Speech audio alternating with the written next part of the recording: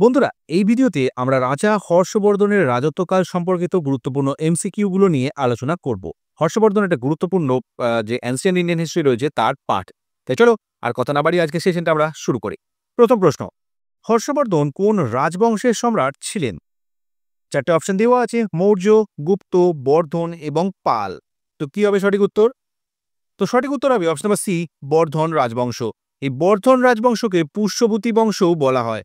তাহলে হর্ষবর্ধন ছিলেন এই পুষ্যবতী রাজবংশের শাসক। সঠিক উত্তর অপশন নাম্বার সি, বর্ধন বা পুষ্যবতী।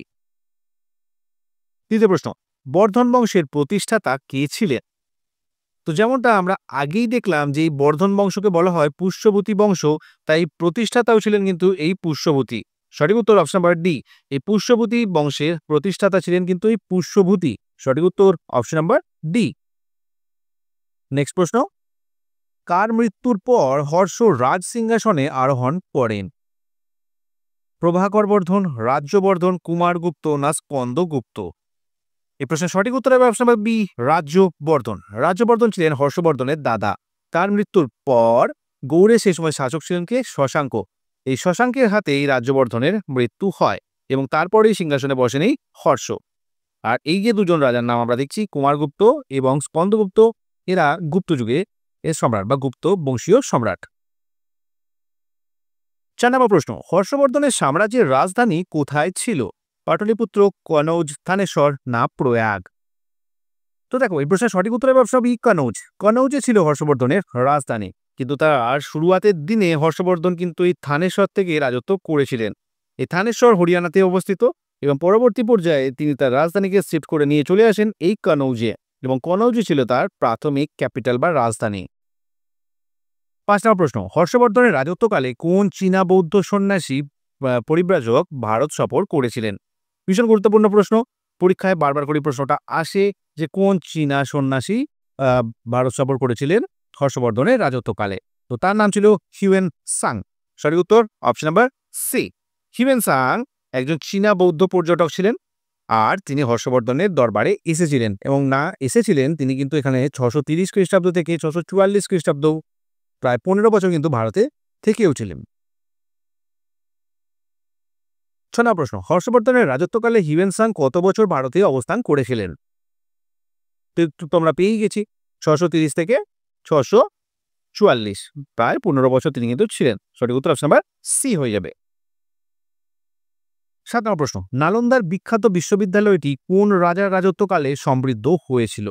তো এই নালন্দার প্রতিষ্ঠা কে করেছিলেন?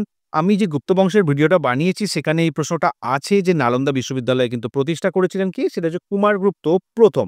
তো এই কুমারগুপ্ত প্রতিষ্ঠা তো করে দিলেন, তারপর থেকে গঙ্গা দিয়ে কিন্তু অনেক জল বয়ে গেছে, এবং তারপরে এই বিশ্ববিদ্যালয়টি যখন ভগ্নপ্রায়, সেই সময় হালদি তুলে ধরেন হর্ষবর্ধন।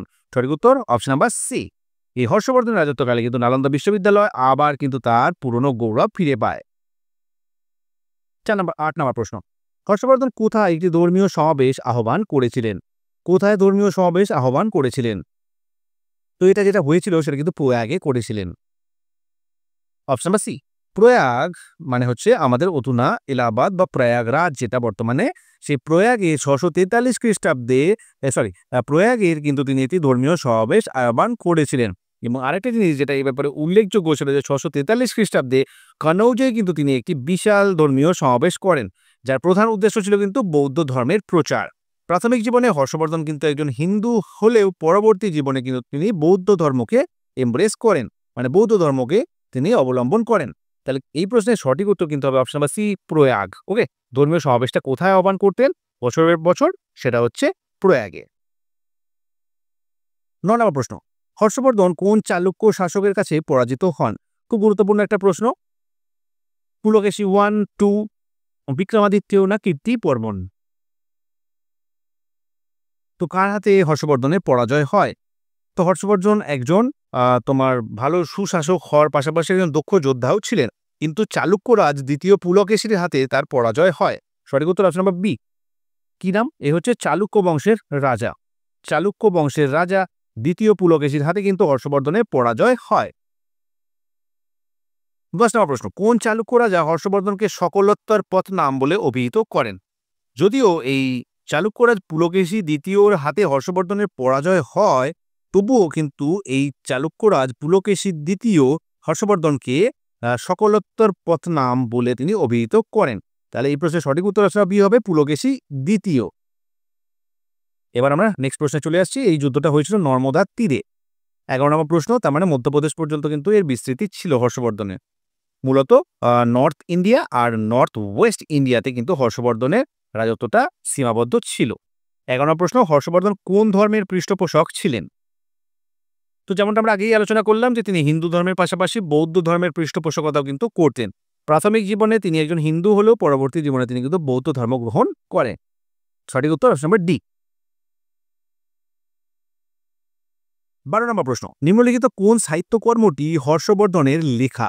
অর্থশাস্ত্র, ইন্দিকা, রত্নাবলী না কাদম্বরী? বলো কি হবে? তাহলে এই যে অপশনগুলো দেওয়া আছে তার মধ্যে এই রত্নাবলী নাটকটি কিন্তু হর্ষবর্ধনের রচনা। Option number C, Nagananda, Ratnavali, প্রিয়দর্শিন, শিকা, এই যে নাটকগুলি এগুলি কিন্তু হর্ষবর্ধনের নিজের হাতের রচনা। সঠিক উত্তর অপশন নাম্বার সি হয়ে যাবে। এবার আমরা নেক্সট প্রশ্নটা দেখে নেব। 13 নম্বর প্রশ্ন, হর্ষবর্ধনের জীবনী হর্ষচরিত কার লেখা? তো এটা কি হর্ষবর্ধনের অটোবায়োগ্রাফি? না, অ্যাকচুয়ালি এটা অটোবায়োগ্রাফি না, এটা বায়োগ্রাফি। এবং এটা লিখেছিলেন হর্ষবর্ধনের সভাকবি বাণভট্ট, যাকে আমরা বানা নামেও ডেকে থাকি। এই বাণভট্ট কি করলেন? হর্ষবর্ধনের যে জীবনী হর্ষচরিত সেটা রচনা করলেন। সঠিক উত্তর অপশন বি হয়ে যাবে, বাণভট্ট। চলে আসি পরে কোয়েশ্চেনে। 14 নম্বর প্রশ্ন, হর্ষবর্ধনের অধীনে প্রশাসনিক কাঠামো মূলত কিরকম ছিল? তো হর্ষবর্ধন যে তোমার পলিসিটা নিয়েছিল সেটা মূলত বা সেই সময় যে অ্যাডমিনিস্ট্রেশনটা হর্ষের অধীনে ছিল সেটা মূলত ইন্সপায়ার্ড ফ্রম গুপ্তা। মানে গুপ্তা যুগে যেরকম প্রশাসনিক কাঠামো ছিল হর্ষবর্ধন কিন্তু সেই জায়গা থেকে অনেকটা অনুপ্রাণিত হয়েছিলেন এবং তার প্রশাসন মূলত স্থানীয় স্বায়ত্তশাসনের সাথে সাথে বিকেন্দ্রীকরণের ওপরেই বিশ্বাস করে গঠিত হয়েছিল। অপশন নাম্বার সি হবে সঠিক উত্তর, স্থানীয় স্বায়ত্তশাসনের সাথে সাথে বিকেন্দ্রীকরণ। সঠিক উত্তর অপশন নাম্বার সি। 15 নম্বর, রাজা হর্ষের রাজত্বকালে ভূমি রাজস্বের পরিমাণ কত ছিল? কত ছিল ভূমি রাজস্বের পরিমাণ? সেই সময় মোটামুটিভাবে ফিক্সড ছিল 1/6, 1/6 ভাগ কিন্তু সেই সময় তোমার ভূমি রাজস্ব ছিল। ওকে, সঠিক উত্তর অপশন নাম্বার ই। 16 নম্বর প্রশ্ন, হর্ষবর্ধনের রাজত্বকালে প্রধান মুদ্রা কি ছিল?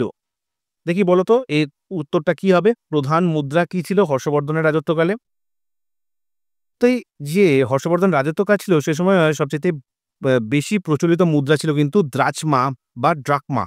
এই দ্রাচমা বা ড্রাকমা যে মুদ্রাটা যেটাই বলো না কেন, এই মুদ্রাটা ছিল কিন্তু রূপা, মানে রূপোর বানানো, রূপা দ্বারা নির্মিত মুদ্রা। এটা কিন্তু সবথেকে বেশি সার্কুলেশনে ছিল। এই দিনার বলে যে মুদ্রাটা এটা কিন্তু বর্তমানে আমরা হয়তো মিডল ইস্টের দেশগুলোতে এই দিনার কারেন্সিটা দেখতে পাই, কিন্তু এই দিনার ছিল গুপ্ত যুগে যে সোনার মুদ্রা সেটাকে দিনার বলা হতো। ভীষণ গুরুত্বপূর্ণ প্রশ্ন, গুপ্ত যুগের ভিডিওটা অবশ্যই কিন্তু দেখে নিও। তো এই যে দিনার, যাই হোক, এই দিনার থেকে আমরা এবার চলে আসি ড্রাকমার কথায়। এবার ড্রাকমা ছিল কিন্তু এই হর্ষবর্ধনের রাজত্বকালে সবচাইতে বেশি প্রচলিত মুদ্রা। আর একটা জিনিস মনে রাখতে হবে, এটা কিন্তু রূপা দ্বারা নির্মিত ছিল, এটা রূপার মুদ্রা ছিল এই ড্রাকমা। ওকে, নেক্সট প্রশ্ন 17 নম্বর, হর্ষবর্ধন নিম্নলিখিত কোন শিরোনামটি ব্যবহার করেননি? তো রাজাদের মন মর্জির ব্যাপার ছিল, তো যা ইচ্ছা সেরকমই একটা টাইটেল নিজেরা কিন্তু নিয়ে নিতে পারতো। তো আমাদের যেমন কনস্টিটিউশনে আর্টিকেল 18 অ্যাবলিশন অফ টাইটেলস সেরকম কিন্তু সেই সময় ছিল না। তো যাই হোক, কোনটা তার ছিল না? তো দেখো এটা কোয়েশ্চেনটা শুনতে ডিফিকাল্ট মনে হলো কিন্তু অপশনগুলো খুব একটা ডিফিকাল্ট নয়। তার কারণ অপশনের মধ্যে আমরা একটা জিনিস পেয়ে যাচ্ছি, অপশন নাম্বার ডি, দেবনাম প্রিয়া। এই দেবনাম প্রিয়া এই যে শিরোপাটি এটি কিন্তু ব্যবহার করেছিলেন কে? সেটা হচ্ছে মৌর্য রাজ অশোক। তাহলে এটাকে আমরা সহজে এলিমিনেট করে ফেললাম যে সম্রাট অশোক ছিলেন দেবনামা প্রিয়া, আর এটা হর্ষবর্ধন কিন্তু নেননি, সত্যিই নেননি। তো সঠিক উত্তর অপশন নাম্বার ডি। তার মানে মহারাজাধিরাজ, হর্ষবর্ধন নিজেকে মহারাজাধিরাজ বলে পরিগণিত, মানে নিজেকে ভাবতেন। সকলোত্তর পতনাল এটা তো পুলকেশী 2 বলেছিল, আর পরম ভট্টরক এটাও কিন্তু হর্ষবর্ধনের নেওয়া উপাধি। 18 নম্বর প্রশ্ন, সকলোত্তর পথনাম শব্দটির আক্ষরিক অর্থ হলো? তো দেখো, সকল উত্তর পথ না যদি আমরা ভেঙে ভেঙে বিচার করি তাহলে ব্যাপারটা কিন্তু খুব সিম্পল হয়ে যাচ্ছে যে সমগ্র উত্তরের প্রভু। অ্যাকচুয়ালি কিন্তু হর্ষবর্ধন ছিলেন তাই। তার কারণ হচ্ছে সমগ্র উত্তর ভারত এবং উত্তর পশ্চিম ভারতের বেশ কিছু অংশ কিন্তু হর্ষের রাজত্বকালে রাজত্বের অংশ ছিল। তাহলে সঠিক উত্তর অপশন বি হয়ে গেল, সমগ্র উত্তরের প্রভু। 19 নম্বর প্রশ্ন, হর্ষবর্ধন কোন সমসাময়িক চীনা শাসকের সাথে বন্ধুত্বপূর্ণ সম্পর্ক বজায় রেখেছিলেন? একটু ডিফিকাল্ট প্রশ্ন, তবে জেনে রাখা দরকার। তো পরীক্ষায় ডিফিকাল্টি লেভেল কিন্তু আস্তে আস্তে বাড়তেই থাকছে। তো এটা সঠিক উত্তর হবে অপশন নাম্বার এ, তাং রাজবংশের সম্রাট তাইশুং।